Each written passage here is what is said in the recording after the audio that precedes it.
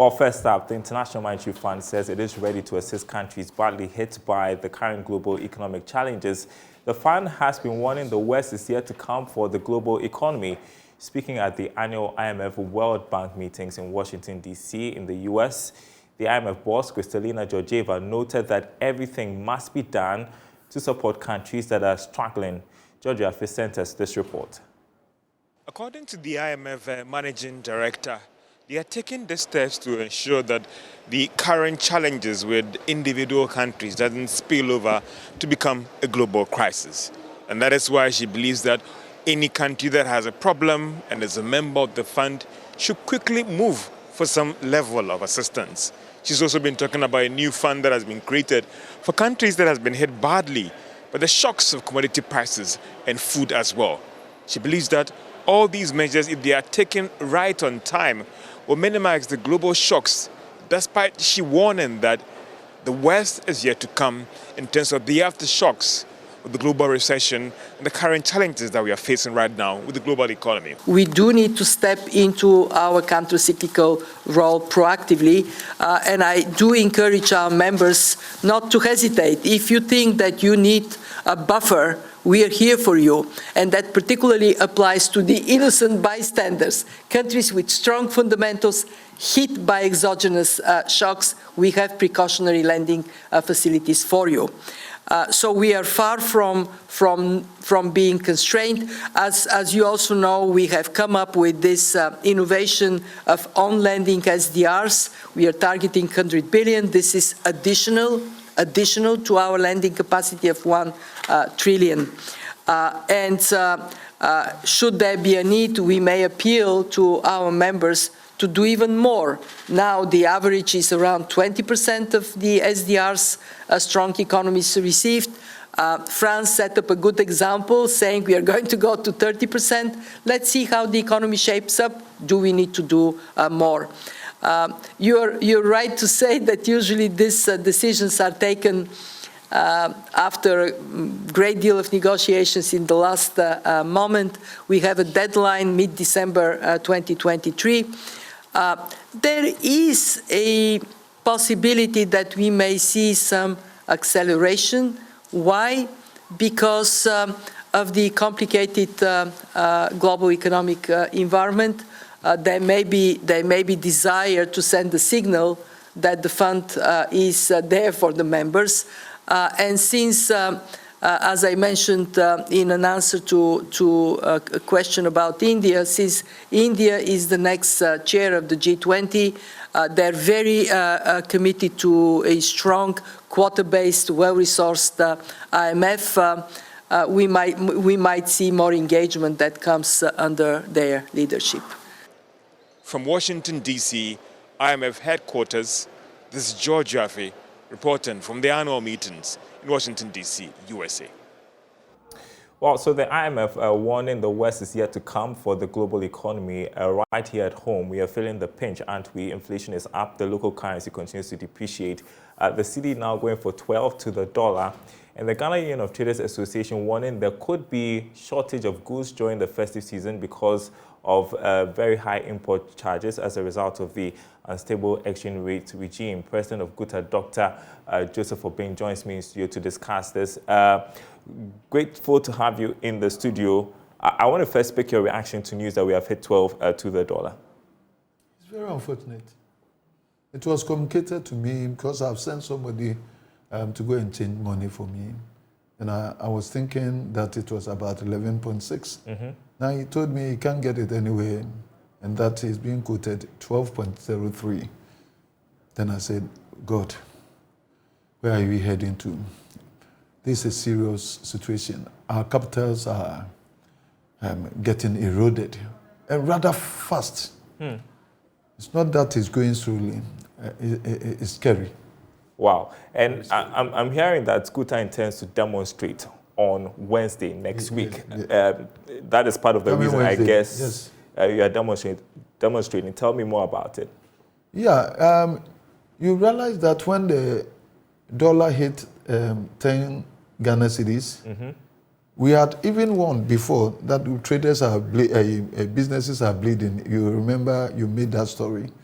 and that we intended to go on demonstration and give a pinch to government to wake up and then try and then bring all of us together to find solution to this problem.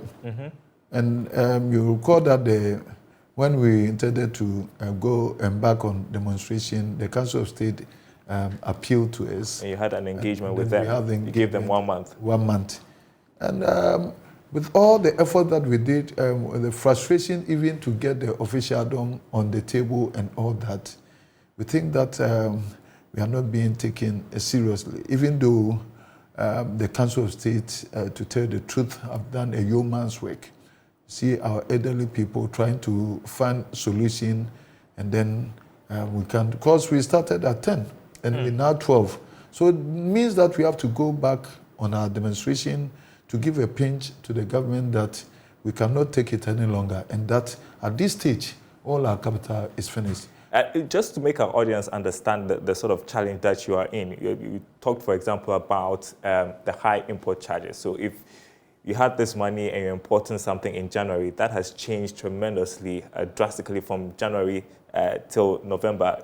The charges have gone up. And so you want that there could be shortages of goods during the festive season. Yeah, first and foremost, your capital itself has been depleted about 50%. Wow.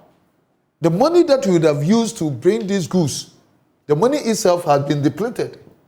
So are you going to be able to bring the same volume that you used to bring? No. The duties are going up because we use the dollar to benchmark our payment of duty. And every week, the Bank of Ghana keep changing this rate to customs.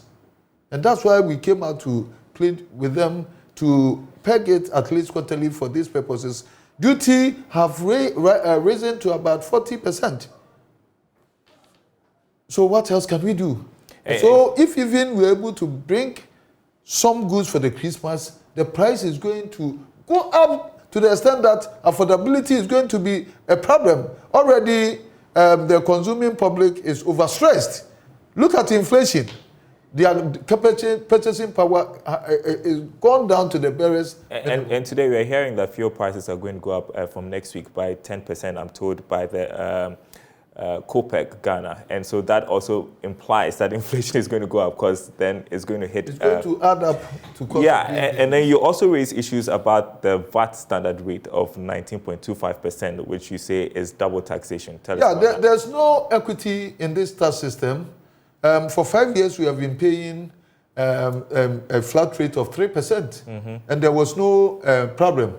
But for when they said they are migrating us to the standard rate, where we will pay 19.25, apart from it being very high, we have the three different payment system in the market, because now, because of threshold of 500,000 that they brought to bear for businesses to pay flat rates alongside the standard rate, and yet there are another group of us who do not qualify to pay the VAT at all. So in the market, you see how our market are structured. We are all lumped together trading, and so you cannot segregate us.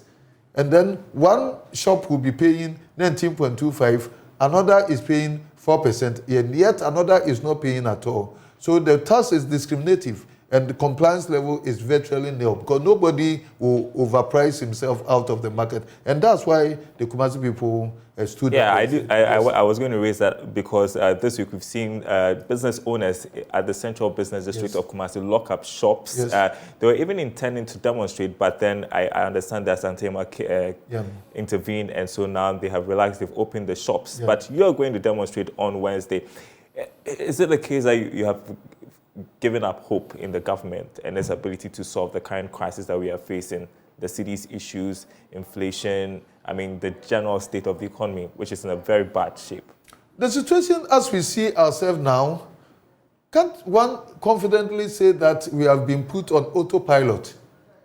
Because there's no end in sight. There's no solution in sight. And so what should we do? If we are met with such a situation, then the citizens have to rise up and then give a pinch. to the authorities. And this is certainly what we want to do. Otherwise, our capitals are almost gone. Right now, more than 50% is gone. Wow. And it's very serious. I'm telling you, if this thing continues, most people, businesses have already collapsed. It's not that if it continues, businesses are going to collapse. Most people, businesses have collapsed. And we've lost credibility with our suppliers because we cannot redeem our debts. And most people are not able, going to be able to service their loans because the interest rate has also gone up. So this one is taking a chunk from you, and then the interest rate that has gone up to about 40% is also taken from you, left and right. We are in a dilemma. So we are confused. After Wednesday's demonstration, then what? What demands are you making? Yeah, because you keep making the demands. You're not I do not. At this moment, I don't want to preempt. And then when we do the declaration on Tuesday, we make all our demands known so that we'll give it to government whilst we proceed on with our closure of shops. And what I'll plead with the consuming public is to bear with us this inconvenience, and that once we have ample time, people should do their purchases so that when we close, it's not going to create any inconvenience. So that's the Guta giving you a heads up that on Wednesday they are going to demonstrate. So shops are probably going to be closed. And so if you intend to do any shopping, do that this weekend. I want to ask you one final question. Do you think the finance minister should go? I don't talk politics. I'm not political. It's not politics. I mean, I'm going to read the story very soon. I talk to the issues. Do you think that he's doing a good work managing the economy? I talk to the issues. Okay, so what are the issues? I talk the issues being that our capitals are dwindling. And I believe, let me tell you one thing. When we say that it's a global issue or global situation or global phenomenon, who are our immediate global neighbors? Togo, Burkina Faso, and Cote d'Ivoire. So let's benchmark our frustration with them and see if we do not have a problem here. So if the rate at which our problem is compared to our neighbors and all that, we cannot continue to say that is global. Are not doing the right job, a good job. It's not for me to say. I'm saying that we have a problem, and we have to deal. We have to deal with the problem. I'm a trader. I don't do politics, and I talk to the issue. So if the issue, the criticism that I do hits you, then it's all. But I'm giving a pinch to whoever it may concern. Whoever it may concern, you're not doing a good job. And that's. We are frustrated to the point that, let me tell you, first we are managing our frustration. Okay. Frustration have turned into anger now. I'm telling you, even from the faces of the consumer, you see that he came for a pro forma barely a month ago and it was 10,000. Now he comes and the price is 20,000. And then you see anger flaring up, and this free consultation for the national security. We have to do something, think outside the box, and find solution to this. Otherwise, we cannot continue. We'll be following the demonstration on Wednesday. But while you wouldn't want to stick out your neck and say that the finance minister, and thank you so much for joining us in studio, of the situation in the UK, British-born Ghanaian Kwesi Kwarteng has been sacked as UK Chancellor just weeks after he announced and funded tax cuts that triggered financial turmoil. Kwarteng met the Prime Minister Liz Truss at Downing Street a little earlier after cutting a US visit and flying back to London. Truss will hold a news conference later as speculation builds that the government could reverse more of the tax cuts announced in its mini-budget. The value of the pound, we are told, has fallen sharply in the past half an hour after reports emerged that Kwesi Kwarteng is no longer Chancellor. The sterling is now back below $1.12, trading 1.3% lower than it was. The pound rallied strongly yesterday after rumors of a planned U-turn on elements of Kwesi Kwarteng's so-called mini-budget. So that's the update from the UK. Let's turn to Agric now.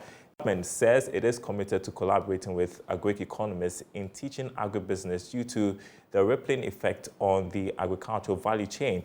According to Deputy Minister of Agric, Yao Frimpong Ado, enhancing the roles of Agric economists could or would produce more agri-entrepreneurs whose activities could help reduce post-harvest losses, among others. Speaking at the 5th Ghana Association of Agric Economists Conference in Sunyani, Mr. Frimpong Ado said such cooperation would also ensure solid agric value chains.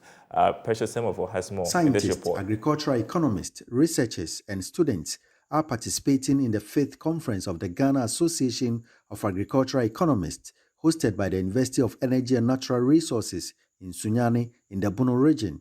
The conference aims at taking stock of happenings in the profession, dialogue on measures to improve the welfare of farmers, and adapt measures to influence government policies on agriculture and the agricultural value chain for the development of the sector. The president of the association, Professor Daniel Bruce Sapon, said agriculture, though a private sector-led activity, requires the involvement of all stakeholders to grind the needed development. We know from input dealers through production by our farmers, through marketing channels to the consumer, even for export.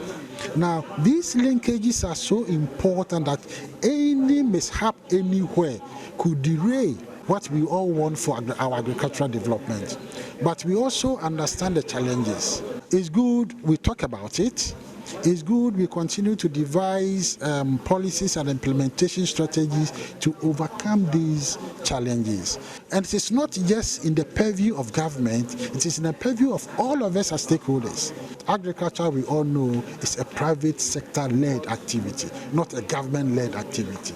A kind of a dialogue between partners. The Deputy Minister of Agriculture, Frimpong Ado, said Ghanaian farmers continue to suffer post-harvest losses, a situation he believes will reduce if the ministry strengthens their cooperation with agricultural economists to train more agri-entrepreneurs to explore the market. They teach these young students in the universities in economics and agriculture and agri-value chain from the farm to where you are going to eat. There's a whole spectrum of activities that young people can take advantage of.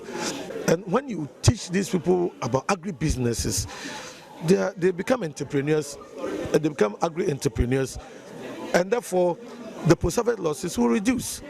They will explore more markets outside, so that when people produce, that we should have a way of transporting this foodstuff to the market. And it takes an aggregator, it takes an entrepreneur, and it starts from groups like this, so that we get more of these young guys becoming interested in agriculture within the value chain. That's why we are so much interested in this association, that together we can build a solid agri-value chain system in Ghana that everybody will benefit. The 3-day conference is themed Agricultural Innovations, Entrepreneurship and Trade for Sustainable Development. Precious Semovo, Joy Business. In the marketplace, time for some cybersecurity talk, and the conversation gets interesting. Top of the week, we discussed digital transformation and why cybersecurity awareness is important in the transformation process. And then on Wednesday, we discussed the cybersecurity program dilemma and why organizations need information security compliance programs. Well, today we move on to the criticality of awareness in cybersecurity. In studio with me, CK Bruce, CEO of Innovari Limited. Grateful you could join us this afternoon. Happy to see you. So we're going to tackle the issue of behavior and why it is important in cybersecurity. Tell us why it is important. Well, you know, there's this misconception that, you know, cybersecurity is about technology. It is not. It's a social issue. All right. It's the fact that the technology is there. It's the people who misuse it. Okay, so we need to look at the behavior around the technology. You have your mobile phone, you are clicking on things, you are posting your data all over the place. It is not the technology that's doing it. It is you who is actually doing it. Okay. So behavior around technology is key. How the people manage, use technology is very, very critical to ensuring the security of your data. I was trying to read around this before the program, and I read that you can have training on cybersecurity, but that does not necessarily impact behavior, right? No. So that's why awareness is so critical and so important. Okay. So tell us a bit more about how awareness can impact on behavior. How does awareness impact on one's behavior? Yeah. You see, awareness, the objective of an awareness program is behavior change. You want to change your behavior. Okay, sometimes I say that the use of the word awareness gives the idea that, oh, I just want you to know about the things, but I'm not expecting you to change your behavior.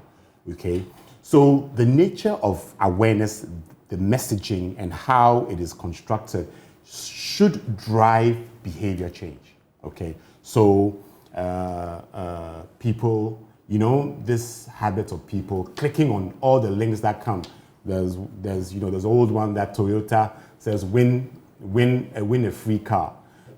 That's a con. That's what we call social engineering. So the objective of those miscreants who are sending these messages is to con you to click on these links, or to con you to release information that they can use against you, or try and defraud you, or all that. So that is where awareness makes sure that, hey, please don't click on every link that comes to your phone. Okay, we need you to change that behavior. Okay, so that's where the awareness. Yeah, but you get the sense that we are making a mistake in terms of messaging. We are not sending the right message across, and that's why people are not changing their behavior. Precisely. So that's what I'm saying, that if the designers of the awareness program do not understand that the objective is behavior change, then sometimes they are just informing, and then the whole program does not really achieve the objectives that we are earning for. What I see is that, especially even for corporate organizations, when it's October is when we begin to talk about cybersecurity. That's why we try to create awareness. So how often should we be doing this? I mean, when do you get to a point where you can tell that there's behavior change? Awareness has to be continuous. The October month in bringing focus on cybersecurity is fantastic, but then it shouldn't stop there. Okay, there are so many different little behaviors that we need to take cognizance of, that from corporate organizations, from individuals. I mean, we've been talking about this clicking business, and still people are still happily clicking away. My message to anybody is that don't click, finish. Don't click. Don't click on anything. Sometimes they are very tempting. Yes. And that's the whole idea of the social engineering focus. The attacker, in this sense, is really a social engineer. He or she might know nothing about technology. They are manipulating you, your gullibility, and your susceptibility to just believe things, and then you're putting yourself into trouble. How do we incorporate this in the corporate culture? I mean, we hear a lot of talk about corporate culture, and I want you to define that for us a bit, because for those of our viewers who do not quite understand when we say corporate culture, let's tackle that first, and then we'll talk about... Okay, so corporate culture are the ethics, the values, the best practices that organizations adopt as part of the delivery of their business, okay? So you have value messaging, you have certain things that they're expected to do, how they're expected to behave, okay? Now, one critical aspect of corporate culture is risk orientation, okay? It is ensuring that from the internal messaging, we take risk serious, okay? And that should also come out in the way that their workforce behave, and how they respond to risk, and how they respond to some of these things that we are talking about.